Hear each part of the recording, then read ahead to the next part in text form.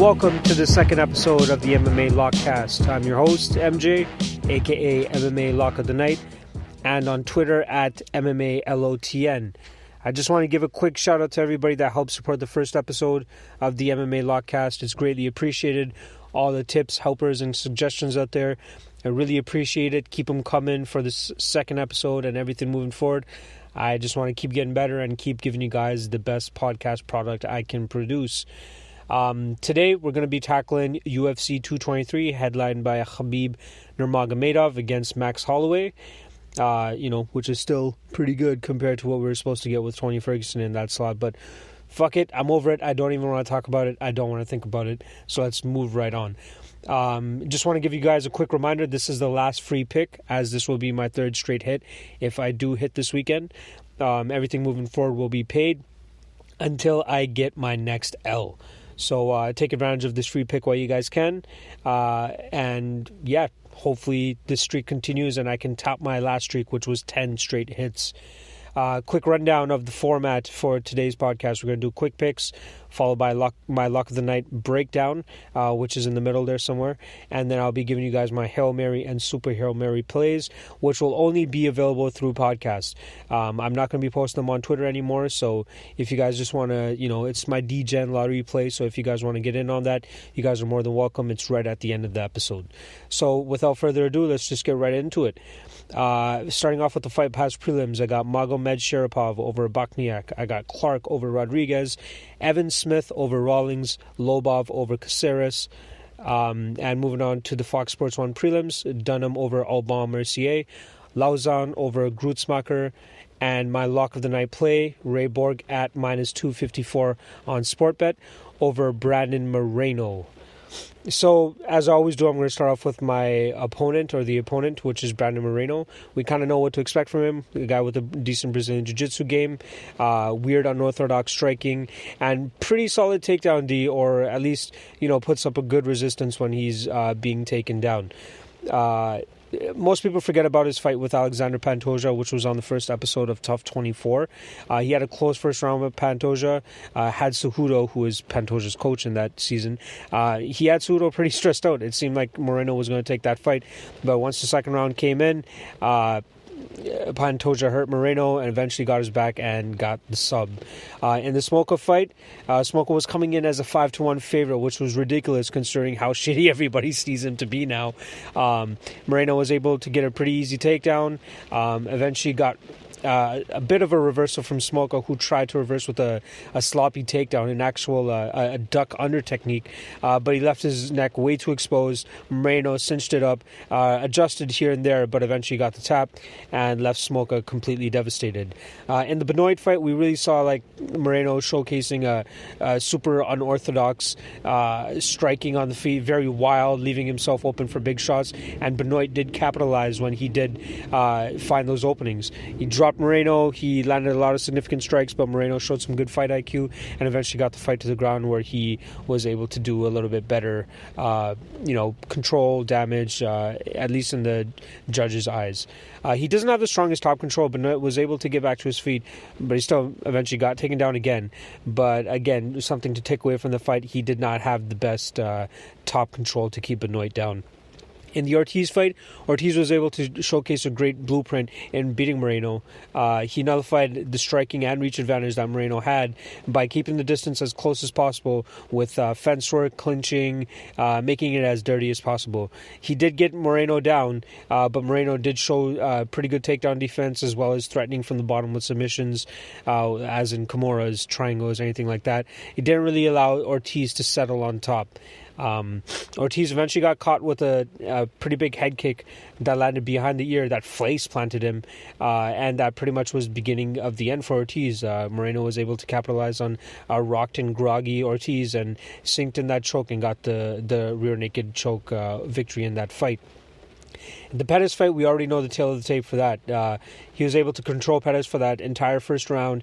Had Pettis' back for about two plus minutes, but couldn't really get a sub. Pettis had some really good defense there and showcased that Moreno, as much of an opportunistic submission artist that he is, if he settles into a position, he may not be able to get that choke.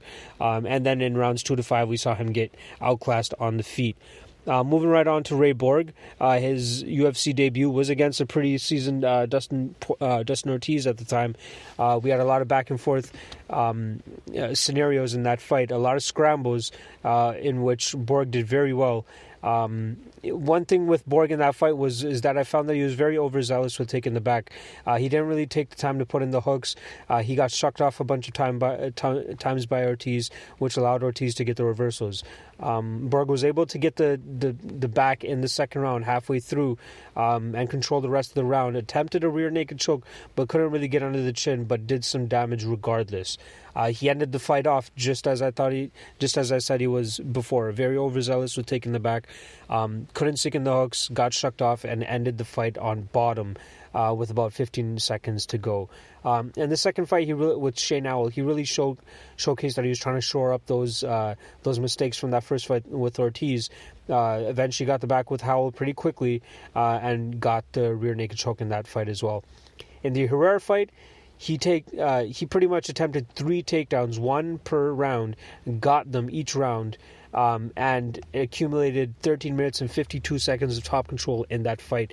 That's ridiculous. In a 15-minute fight, he pretty much controlled that fight for about 98% of it. He was always seeking submissions in that fight, but he was very reactive in the scramble situations and was pretty much a step ahead of Herrera in every encounter when it came to scrambles or any grappling situations. He got cut pretty bad in the beginning of the last round, but still battled through it.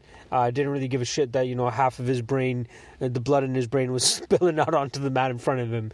But he did not give a shit. He still remained aggressive on top, landed some great shots, and took that fight, which he should have. In the Scoggins fight, I was very surprised at Scoggins' strength. He was able to shuck off any type of grappling that Borg was trying to impose on him and pretty much controlled that fight on the feet.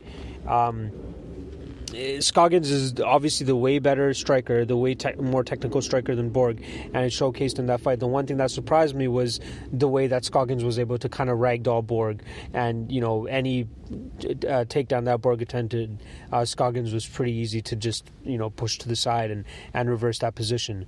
Again, I don't see too much similarities between Scoggins and Moreno, so I'm not putting too much interest into that fight. Moving on to the Louis Smolka fight, after that first takedown, it was pretty much the beginning of the end for Smolka. He was wearing it. The one thing I was surprised was that Borg was not able to get the finish. Moving right on to his next fight with Jussier Formiga, it was a huge step up for Borg. And really showcased, if he can't really implement his grappling game against a guy who has such dangerous Brazilian Jiu-Jitsu, he really had to showcase his stand-up, which I believe he did. The only thing I wish that he did more was put together more than 2 strikes. He had a very strong, explosive entry with his orthodox stance with a jab uppercut combination.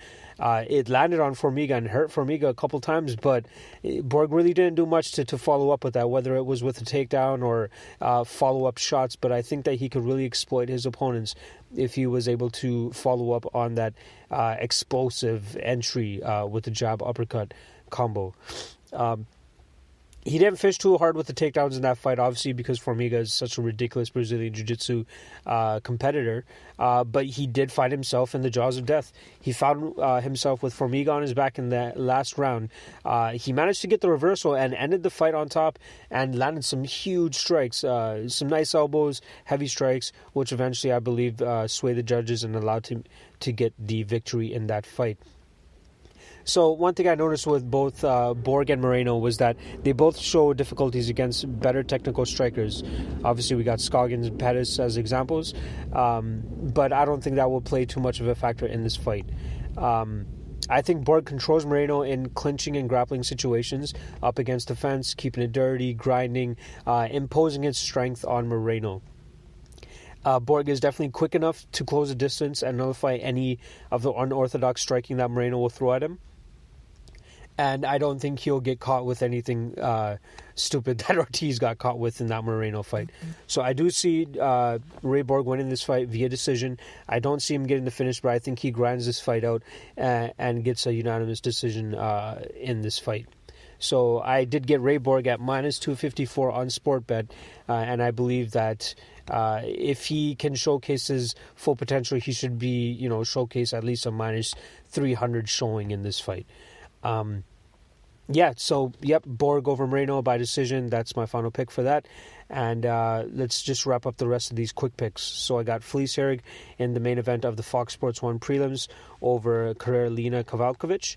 I got moving on to the main card with the pay-per-view. I got Iaquinta over Felder, Chiesa over Pettis, Qatar over Moicano, Jędrzejczyk over Namajunas, and Nurmagomedov over Holloway.